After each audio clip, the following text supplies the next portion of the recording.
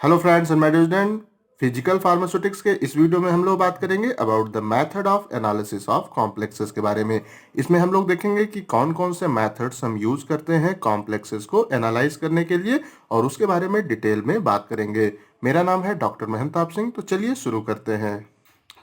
Method of analysis of complexes की अगर हम बात करें तो complexes are analysed for stoichiometric ratio of ligand to the metal और डोनर टू द एक्सेप्टर। तो जो हमारा कॉम्प्लेक्स फॉर्म हुआ है उसकी हम एनालिसिस करते हैं और एक स्टोकियोमेट्रिक रेशियो को कैलकुलेट करते हैं, जो भी हमारा वो लिगेंड और मेटल के बीच में कॉम्प्लेक्स फॉर्म हुआ है या डोनर और एक्सेप्टर के बीच में अगर कॉम्प्लेक्स फॉर्म हुआ है तो उसका स्टोकियोमेट्रिक रेशियो हम कैलकुलेट करते हैं और हम जब वो डिटरमाइन करते हैं एक क्वांटिटेटिव एक्सप्रेशन को फॉर स्टेबिलिटी कांस्टेंट के लिए। और ये जो हमारा कॉम्प्लेक्स फॉर्म हुआ है उसके लिए हम इसको जो करते हैं।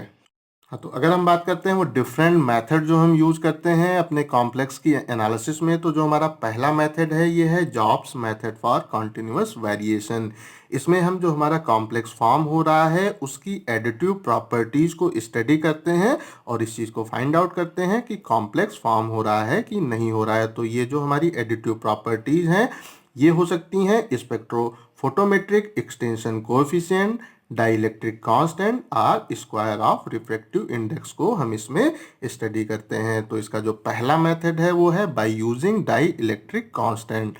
तो इसमें हम क्या करते हैं कि जो भी हमारे दो मटेरियल हैं ए और बी, ये हमारे लिगेंड और मेटल हो सकते हैं, इनका एक हम फॉर्म करते हैं solution prepared in such a way that each solution contain an equal total mole concentration of two species। तो जो हमारी दोनों स्पेसीज हैं उसका जो टोटल मोल कंसंट्रेशन है वो हर सोल्यूशन में इक्वल होना चाहिए।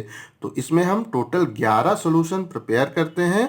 जो हमारा पहला है इट कंटेन ओनली ए, जो हमारा दूसरा है it contain 0.9 A and 0.1 B, जो हमारा तीसरा है इसमें 0.8 ए होता है और 0.2 हमारा बी रहता है। इसी तरह से हम इसको प्रिपेयर करते हुए आते हैं। तो जो हमारा होता है सेकंड लास्ट, उसके अंदर 0.1 ए होता है और 0.9 बी होता है, और जो हमारा अंतिम होता है इसके अंदर केवल बी रहता है। तो इस तरह से टोटल 11 सॉल्यूशन प्रिपेयर होते हैं। अब हम इनका डाइलेक्ट्रिक कांस्टेंट डिटरमाइन करते हैं। The dielectric constant of these solution I would determine the value of dielectric constant are plotted against mole fraction of 0 to 1। तो जो हमारी वैल्यू आती है डाइलेक्ट्रिक कांस्टेंट की उसको हम प्लॉट करते हैं अगेंस्ट मोल फ्रैक्शन जो कि 0 से 1 तक होता है। If it produce a straight line, अगर ये एक स्ट्रेट लाइन प्रोड्यूस करता है, it indicate no complexation, means कोई कॉम्प्लेक्सेशन नहीं हो रहा है। और अगर यहाँ पे हमें कोई हालांकि कर्व देखने को प्राप्त होता है, वो हो सकता है मैक्सिमम हो या आपका मिनिमम हो, तो उस कंडीशन में हम कह सकते हैं it indicate complexation between A and B. तो ये हमने यहाँ पे एक ग्राफ प्लॉट किया है। जो एक्स एक्सिस पे है ये है हमारा मोल फ्रैक्शन और वाई एक्सिस पे है डाइलेक्ट्रिक कांस्टेंट, और ये हमारा 0 से 1 तक है। तो इस कंडीशन में अगर हमें कोई स्ट्रेट लाइन मिलती है तो हम कहेंगे कि कॉम्प्लेक्सेशन नहीं हो रहा है, और अगर हमें कोई भी कर्व प्राप्त होता है तो उस कंडीशन में हम कहेंगे कि ए और बी के बीच में कॉम्प्लेक्सेशन हो रहा है।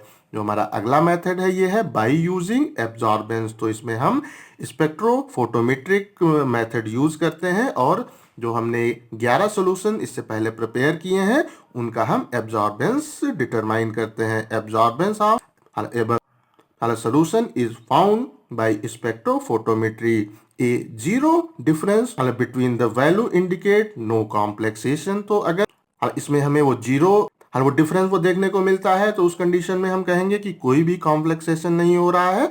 और अगर हमें इनकी वैल्यू में डिफरेंस देखने को मिलता है तो उस कंडीशन में हम कहेंगे कि कॉम्प्लेक्सेशन हो रहा है।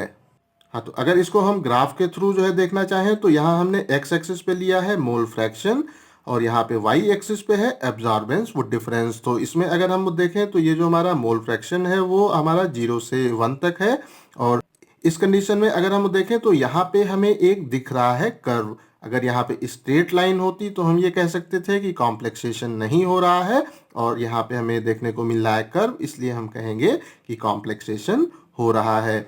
उसके बाद में जो हमारा अगला मेथड है वो है pH टाइट्रेशन मेथड। तो इसकी अगर हम बात करें वो this is most reliable method for studying complexation but used only when complexation is by A change in pH। तो इस कंडीशन में ये जो हमारा मेथड है काफ़ी अच्छा मेथड है, बट इसको हम उसी कंडीशन में यूज़ कर सकते हैं जब ये जो कॉम्प्लेक्सेशन की हमारी प्रोसेस है वो pH चेंज के कारण हो रही है, तो उसी कंडीशन में हम इसको यूज कर सकते हैं। तो अगर हम इसके एग्जाम्पल की बात करें तो जो हमारा होता है क्यूप्रिक आयन, वो अगर कॉम्प्लेक्स फॉर्म करता है विद द ग्लाइसिन आयन, और एक ये कॉम्प्लेक्स फॉर्म कर रहा है कॉपर ग्लाइसिन कॉम्प्लेक्स, और इसमें जो हमारा प्रोटॉन है वो यहाँ से लिबरेट हो रहा है। तो इस कंडीशन में इन this method A solution of glycine is titrated. तो इसमें सबसे पहले हम एक ग्लाइसिन का वो खाली लेते हैं सोल्यूशन और उसको टाइट्रेट करते हैं against a standard basic solution. तो ये हमारा स्टैंडर्ड बेसिक सोल्यूशन जो है वो क्या हो सकता है, सच है सोडियम हाइड्रोक्साइड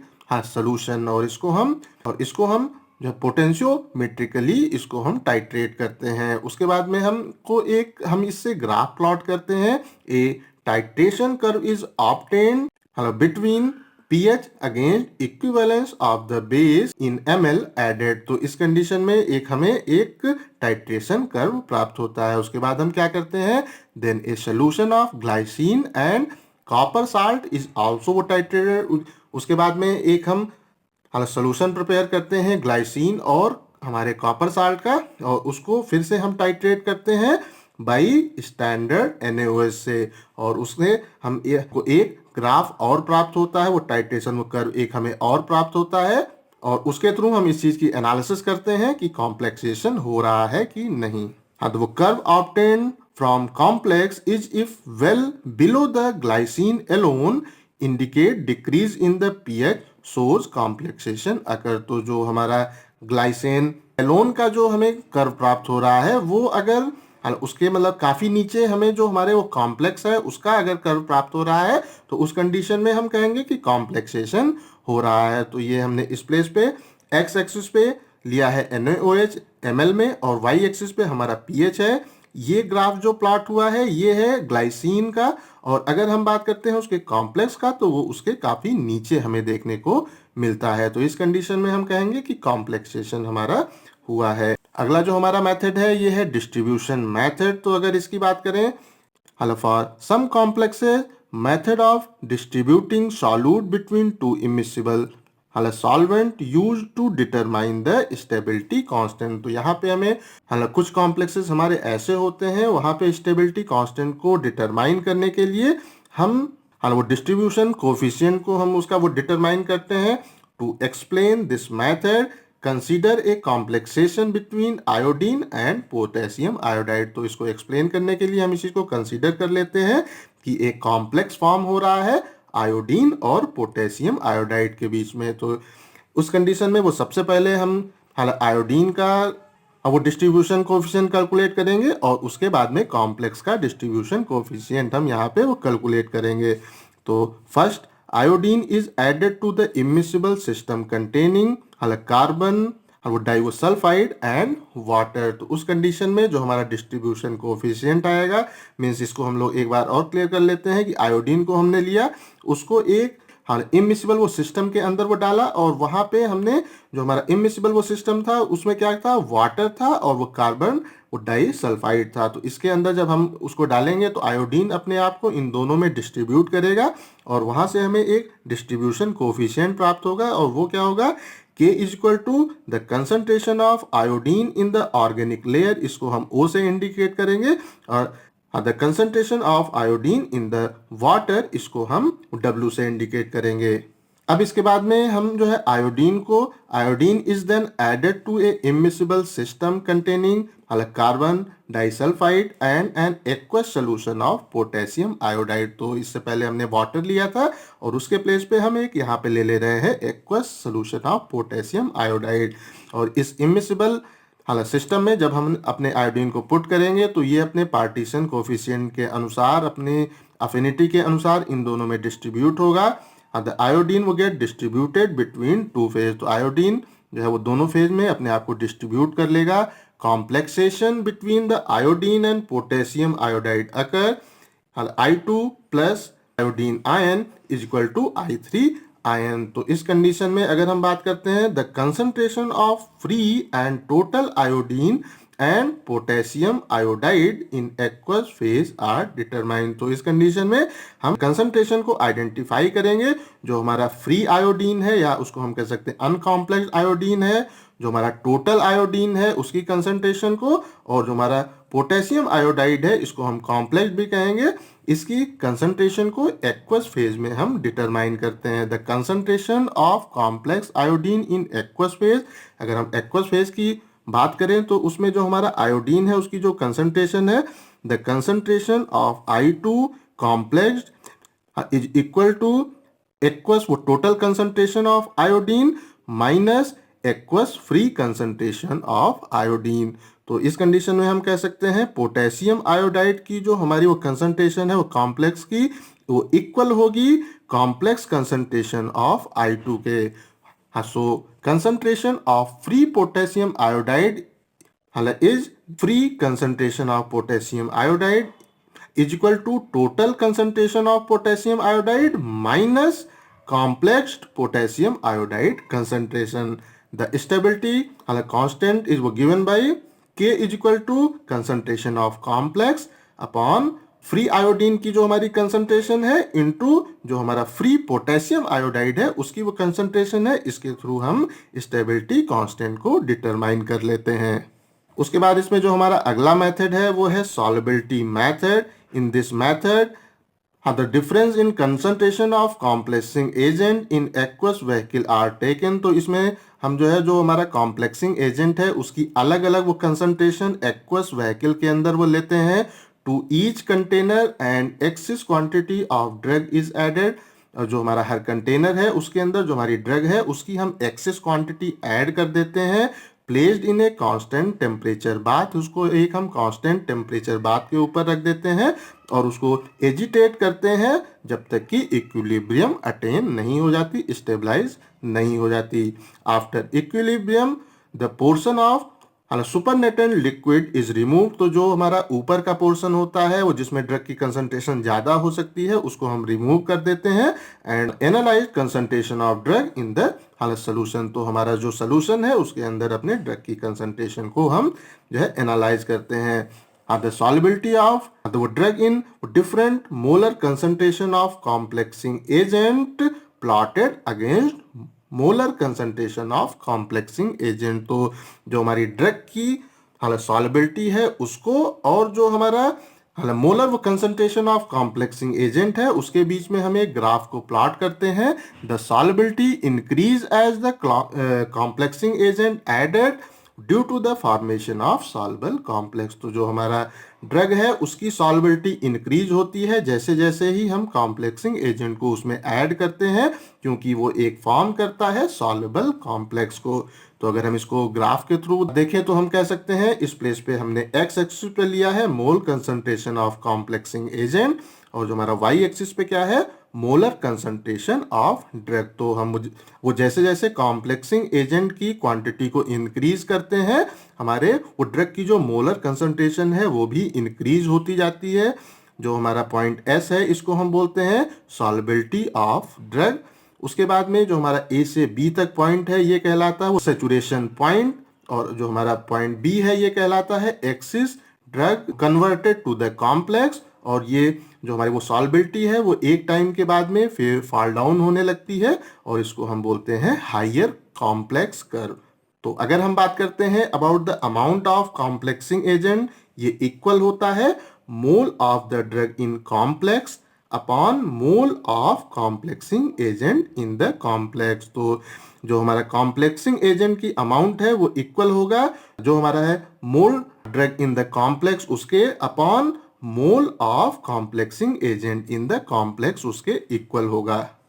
हाँ, तो इस कंडीशन में अगर जो हमारा रेशियो है अगर वो 1 है तो हम कह सकते हैं D plus C is equal to DC। यहाँ पे जो हमारा D है ये ड्रग की ड्रग है, और जो सी है ये है कॉम्प्लेक्सिंग एजेंट, और ये जब कॉम्प्लेक्स फॉर्म करता है तो वो हमारा होता है डीसी। तो इससे हम जो है सॉल्युबिलिटी कांस्टेंट को डिटरमाइन कर देते हैं। ये है K is equal to concentration of DC जो हमारा कॉम्प्लेक्स फॉर्म हुआ upon the concentration of drug into concentration of the complexing agent, और इसके थ्रू हमारा कितना कॉम्प्लेक्स फॉर्म हो रहा है उसको हम एनालाइज कर सकते हैं।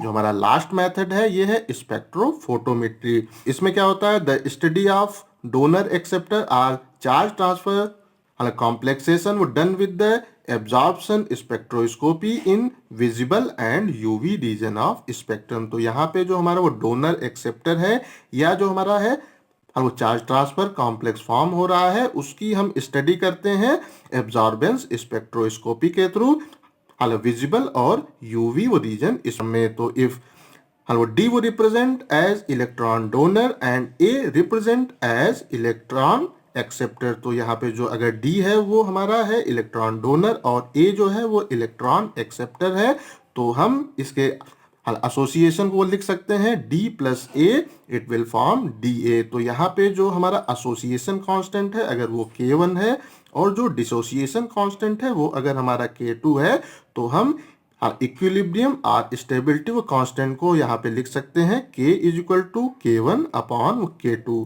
और इस कंडीशन में the absorbance of A of the charge transfer bond measured at a definite wavelength and the constant K is obtained from Benesi-Hildebrand equation के थ्रू हम इसको फॉर्म कर लेते हैं। तो यहाँ पे जो इक्वेशन है वो क्या है, A0 upon A is equal to 1 upon epsilon plus 1 upon K epsilon 1 upon D0। तो यहाँ पे जो हमारा A0 और D0 है is initial concentration of acceptor and donor species है।